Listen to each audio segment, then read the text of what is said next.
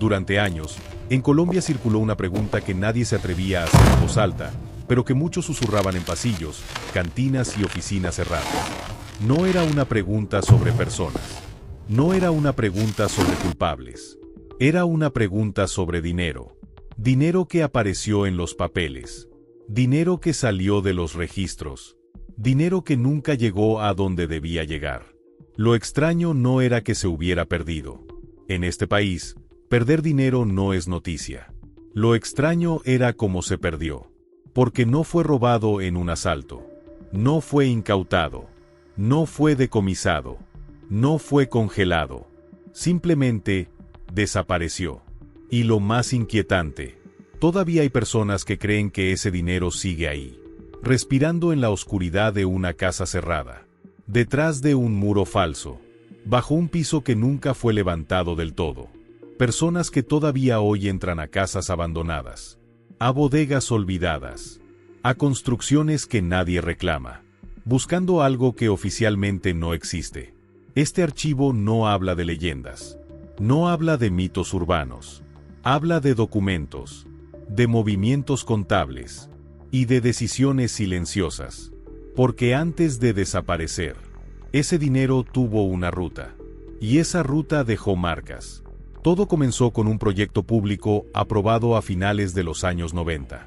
Un proyecto grande, ambicioso, costoso, de esos que se anuncian con discursos largos y placas conmemorativas antes de que exista siquiera el primer ladrillo.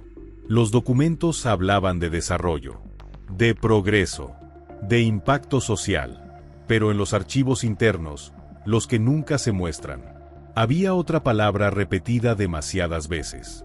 Urgencia. Urgencia por desembolsar. Urgencia por mover recursos.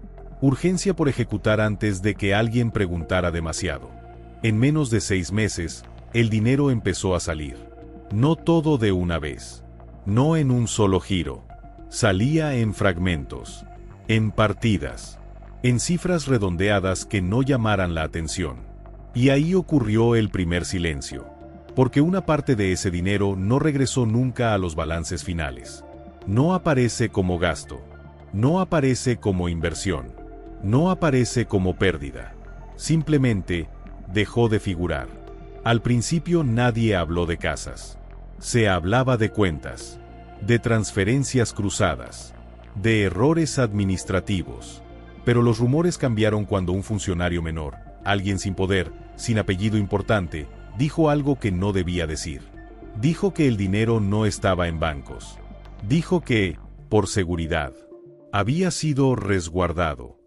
Esa palabra encendió algo. Resguardado no es invertido. Resguardado no es gastado. Resguardado significa guardado en un lugar físico. Ahí nacieron las historias. Casas compradas de afán. Propiedades sin letreros. Edificaciones cerca de oficinas públicas, donde nadie sospecharía que algo ilegal pudiera ocurrir. Porque, paradójicamente, el mejor lugar para esconder algo es al lado del poder. La primera casa. Los rumores coincidían en un punto. Una casa antigua, 4 pisos, fachada común, ubicada a pocas cuadras de una institución oficial.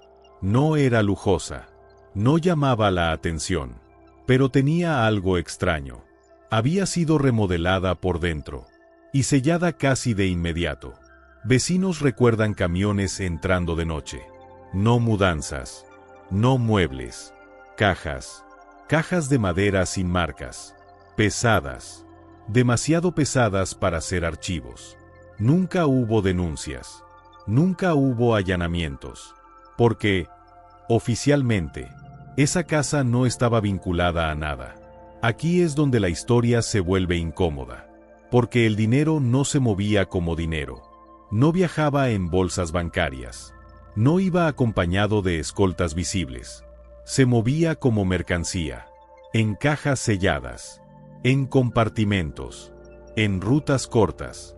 El objetivo no era gastarlo. Era esperar. Esperar a que pasara algo. Esperar a que alguien cayera. Esperar a que el tiempo borrara rastros. Y el tiempo hizo su trabajo. El proyecto quedó inconcluso. Los responsables cambiaron. Los papeles se archivaron. Pero las casas quedaron. Años después, alguien preguntó. No en voz alta. No en medios.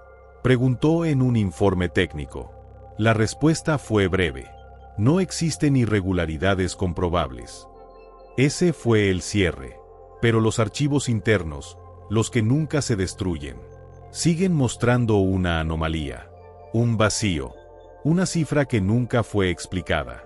Y mientras tanto, hay personas que siguen entrando a casas cerradas, rompiendo muros, levantando pisos, convencidas de que el dinero nunca se fue, solo aprendió a esconderse. Si la primera casa fue el rumor, las bodegas fueron la confirmación silenciosa, porque una casa puede ser un error, una coincidencia, una sospecha, pero cuando aparecen varios puntos físicos, en distintas ciudades, con el mismo patrón, el silencio deja de ser casual. Los documentos internos, los que no tienen membrete, hablan de espacios auxiliares. No dicen bodegas, no dicen depósitos, no dicen escondites, dicen espacios auxiliares. Un término lo suficientemente ambiguo para no levantar alarmas, y lo suficientemente amplio para justificar cualquier movimiento. No estaba en el centro, no estaba en una zona elegante, estaba en un barrio industrial, de esos donde las fachadas son grises, y nadie pregunta qué entra o qué sale. Una bodega sin letrero, sin razón social visible, sin actividad comercial aparente. Durante el día, parecía abandonada. De noche, tenía vida. Luces breves. Portones que se abrían solo lo necesario. Camiones sin logos. Vecinos recuerdan algo más inquietante. No había guardias uniformados. No había armas visibles. Pero siempre había alguien mirando. No figuraban en nóminas. No aparecían en contratos. No respondían a ninguna empresa. Eran hombres normales. Ropa común. Zapatos gastados. El tipo de personas que se confunden con el entorno. Su función no era proteger con fuerza. Era disuadir con presencia. Miradas largas. Silencios incómodos. Preguntas que nunca se respondían. Quien preguntaba demasiado, dejaba de hacerlo, porque el dinero no siempre estuvo en casas. Las casas eran temporales, puntos de paso, lugares de bajo perfil. Las bodegas cumplían otra función: fragmentar. El dinero no estaba todo junto. Nunca lo estuvo. Se dividió en bloques, en lotes, en volúmenes manejables. Si una ubicación caía, no caía todo. Esa es una lógica que no nace del azar. Es una lógica aprendida. Aquí ocurre algo clave. En los archivos contables del proyecto original, aparecen movimientos logísticos: transporte, almacenamiento, custodia temporal. Nada ilegal a simple vista. Pero cuando se cruzan fechas, ocurre algo inquietante. Los picos de gasto coinciden con los periodos en que el proyecto no avanzaba físicamente. No había obras. No había materiales visibles. Entonces, ¿qué se estaba transportando? Un técnico, años después, revisó planos de una de las bodegas. Los planos oficiales no coincidían con el espacio real. Había metros de más. Muros que no aparecían en el papel. Habitaciones internas sin función declarada. Un espacio en particular llamó la atención. Un cuarto sin ventilación, con doble pared y piso reforzado, demasiado reforzado, para guardar herramientas.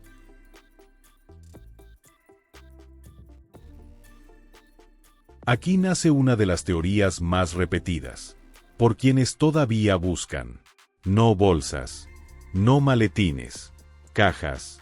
Cajas diseñadas para apilarse, para soportar peso, para no deformarse con el tiempo. Cajas pensadas para no abrirse durante años, porque abrirlas antes era el verdadero riesgo.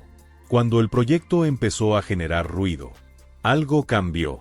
El dinero empezó a moverse otra vez. No todo, solo una parte. Y no se movió lejos. Se movió estratégicamente. Ciudades intermedias. Zonas con baja atención mediática. Lugares donde los registros son más lentos. Cada traslado reducía el rastro. Uno de los lugares más mencionados. Es una casa ubicada cerca de una estación de policía. Suena absurdo. Y por eso funcionaba. Nadie imagina un escondite al lado de la autoridad. La casa tenía dos entradas. Una visible, otra que conectaba con un pasaje interno. Vecinos recuerdan remodelaciones nocturnas, ruido de perforaciones, polvo sacado en sacos pequeños. Nunca hubo quejas formales, porque nadie quería problemas. No muchos. Y eso es clave. Este tipo de operaciones no funcionan con demasiados testigos. Se trabajaba por compartimentos. ¿Quién transportaba? No sabía el contenido. ¿Quién almacenaba? No sabía el origen. ¿Quién vigilaba? No sabía el destino final. Cada persona sabía solo lo necesario. Y cuando ya no era necesaria, salía del círculo. Toda estructura, por perfecta que parezca, tiene una grieta. En este caso fue el tiempo. Las bodegas cambiaron de dueño. Las casas fueron heredadas. Algunas quedaron en litigio. Los nuevos propietarios no sabían lo que había pasado allí, pero sentían algo. Espacios que no cuadraban. Muros huecos. Pisos más gruesos de lo normal. Algunos empezaron a buscar. No eran aventureros. No eran cazatesoros románticos. Eran personas informadas. Personas que habían escuchado algo. Personas que conocían a alguien. Que conoció a alguien. Entraban de noche. Con herramientas básicas. Con planos incompletos. La mayoría no encontró nada. Pero el rumor persistió. Porque nadie pudo probar que no hubiera nada. Los antiguos vigilantes no hablan. Los técnicos no recuerdan. Los archivos públicos no dicen nada. Pero los espacios físicos siguen ahí. Casas que nadie compra. Bodegas que nadie usa. Como si el país mismo hubiera decidido no tocar ciertos lugares. Entre quienes investigaron el caso, hay una frase que se repite. El dinero no se perdió. El dinero se cansó de moverse. Y cuando algo se queda quieto el tiempo suficiente, se vuelve invisible. Hasta ese punto, el sistema había funcionado.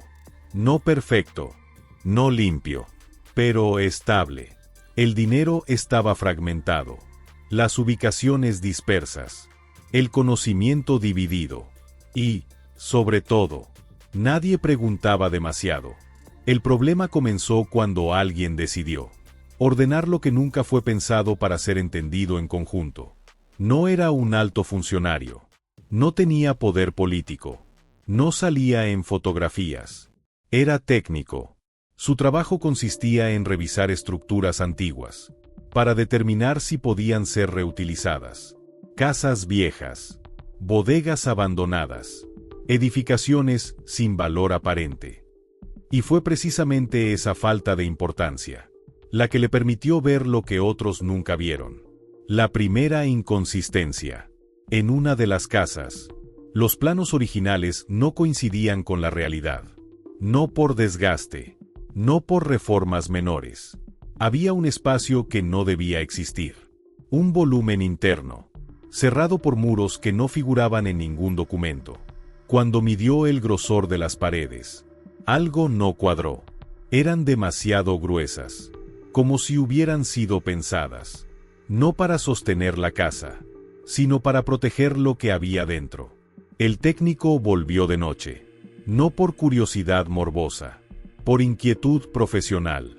Llevó herramientas simples, nada sofisticado. No rompió muros, no perforó, solo golpeó. El sonido era distinto, no hueco, no sólido. Un sonido apagado, como si algo absorbiera el golpe. En lugar de guardar silencio, hizo lo que haría cualquier profesional. Informó. No a la policía, no a los medios, a un contacto antiguo, alguien que había trabajado en la fase administrativa del proyecto. Pensó que era una anomalía técnica, un error constructivo. No sabía que estaba tocando una estructura que ya no pertenecía a nadie. Después de ese aviso, algo cambió. Las llamadas dejaron de ser cordiales. Las respuestas se volvieron breves. Las reuniones se cancelaron. Y luego vino el silencio. No amenazas. No advertencias. Solo ausencia. Días después, cuando intentó revisar nuevamente los documentos, no estaban. No habían sido movidos. No habían sido archivados. Simplemente, ya no figuraban en el sistema.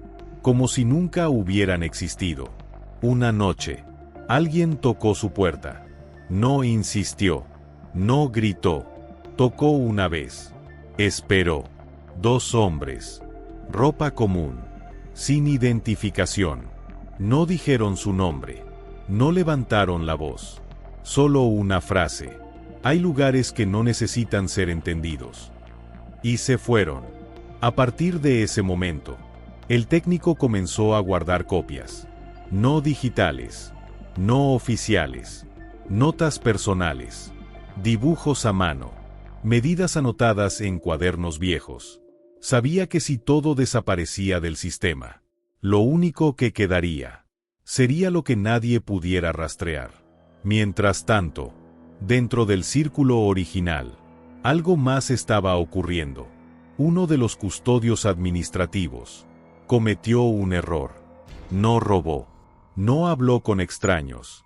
Solo preguntó de más. Quiso saber si el dinero seguía en las mismas ubicaciones. Quiso confirmar si las cajas todavía estaban completas. Y eso fue suficiente. No todo el dinero se movió. Solo una parte, la más accesible, la más comprometida, fue trasladada de madrugada, sin registros, sin documentos de respaldo. Ese movimiento dejó una huella mínima, pero dejó una huella. Aquí comienzan las historias que casi nadie cuenta. Personas que entraron a casas y no encontraron nada. Personas que perforaron muros y solo hallaron concreto reforzado. Pero también personas que dejaron de buscar, no porque encontraron el dinero, sino porque encontraron algo más. Espacios vacíos, que claramente habían sido usados. Marcas de presión en el suelo, huellas antiguas de humedad, señales de peso prolongado, como si algo hubiera estado allí durante años y luego se hubiera ido. Hay un rumor que circula entre quienes investigaron el caso, un rumor que nadie puede probar. Dice que no todo el dinero fue retirado, que una parte quedó atrás, no por descuido, por decisión, porque moverlo implicaba abrir muros, hacer ruido, llamar la atención, y a veces, dejar algo enterrado, es más seguro que intentar recuperarlo. Con el paso del tiempo, el proyecto fue oficialmente cerrado. No terminado, cerrado. Los documentos finales no hablaban de pérdidas, hablaban de reajustes. El archivo fue enviado a custodia pasiva. Eso significa algo muy concreto. Nadie lo revisa, nadie lo destruye, solo existe. El técnico sigue vivo, no da entrevistas, no publica nada, pero aún conserva sus cuadernos. Nunca intentó buscar el dinero, nunca quiso tocar los muros. Dice que hay cosas que es mejor saber que existen, sin necesidad de verlas. Si el dinero fue movido, ¿a dónde fue? Y si no todo fue movido, ¿qué quedó atrás? Las casas siguen ahí. Las bodegas también. Algunas han sido remodeladas, otras demolidas, pero no todas. Con los años, el caso dejó de ser una investigación y se convirtió en folclore administrativo. Una historia que se cuenta en voz baja. Un expediente que nadie abre. Porque abrirlo implicaría aceptar que el sistema permitió que algo saliera de él y nunca regresara. El expediente nunca fue destruido. Eso es lo primero que hay que entender. En los sistemas oficiales, cuando algo resulta demasiado incómodo, existen tres caminos. Se investiga, se archiva o se elimina. Este caso no siguió ninguno de esos caminos por completo. En la resolución final apareció una palabra poco común: custodia pasiva. No significa que el caso esté cerrado, tampoco que siga activo. Significa algo más inquietante.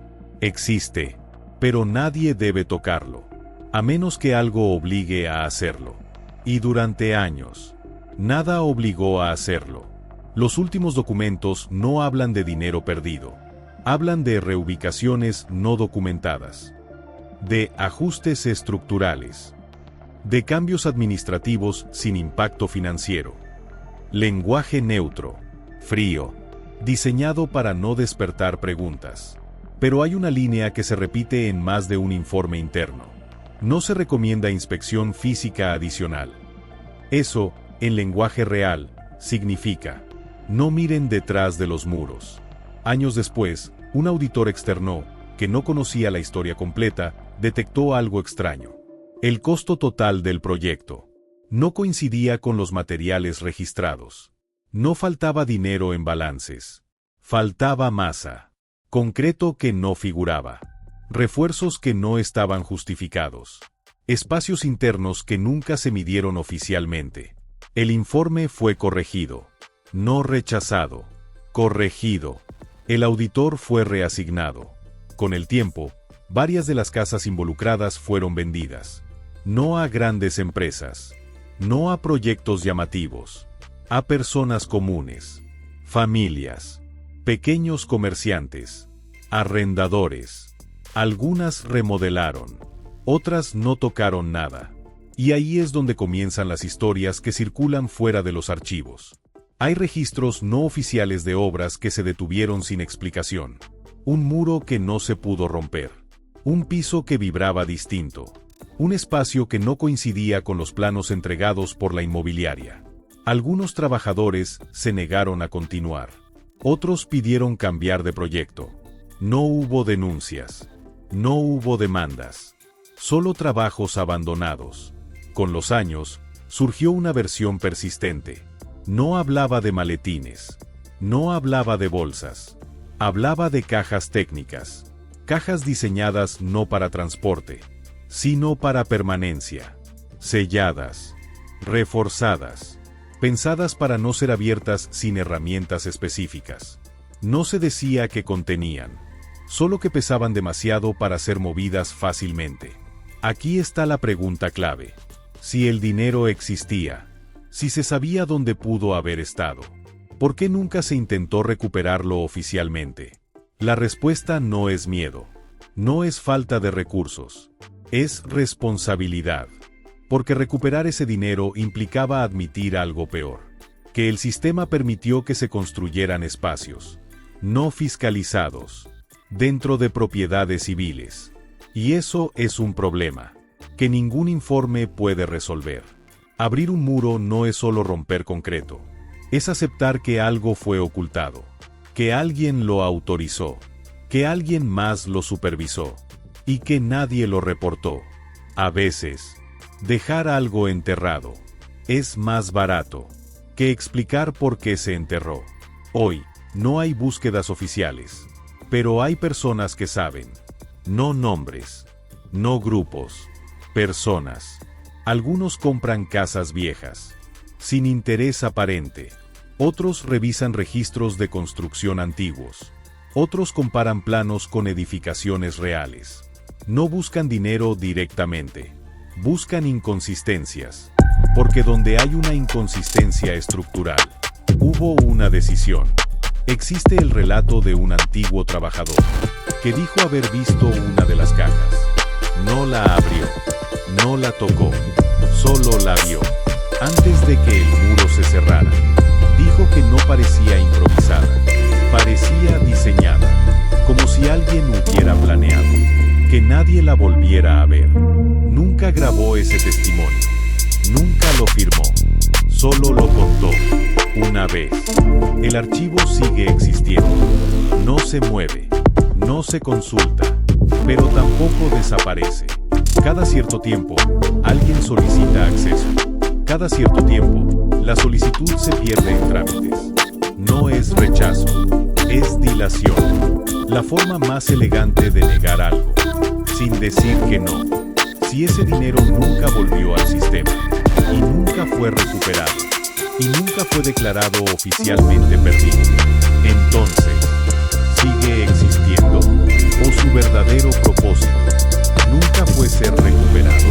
Tal vez el dinero cumplió su función, solo con estar oculto. Tal vez fue garantía, tal vez fue silencio, tal vez fue una forma de asegurar que ciertas decisiones nunca serían cuestionadas. Las casas siguen en pie, algunas modificadas, otras intactas. La gente pasa frente a ellas, sin saber lo que pudo haber dentro. Y quizá eso es lo más inquietante de todo. No que el dinero esté perdido, sino que nunca hizo falta encontrarlo. Hay historias que no se cierran, porque cerrarlas implicaría abrir demasiadas otras. Este archivo es una de ellas, y mientras nadie lo toque, mientras nadie rompa los muros correctos, el dinero seguirá donde siempre estuvo, en algún lugar, donde oficialmente nunca existió. Si esta historia te hizo escuchar con más atención, si te dejó con preguntas, entonces ya entiendes por qué estos archivos siguen cerrados, porque una vez que los escuchas, ya no puedes dejar de pensar en lo que podría haber detrás del siguiente uno. Suscríbete. Cada historia es un expediente, cada expediente una verdad incompleta, y el próximo archivo ya fue sellado y tú lo vas a escuchar aquí en este canal. Prepárate para la verdad, nos vemos en el próximo video.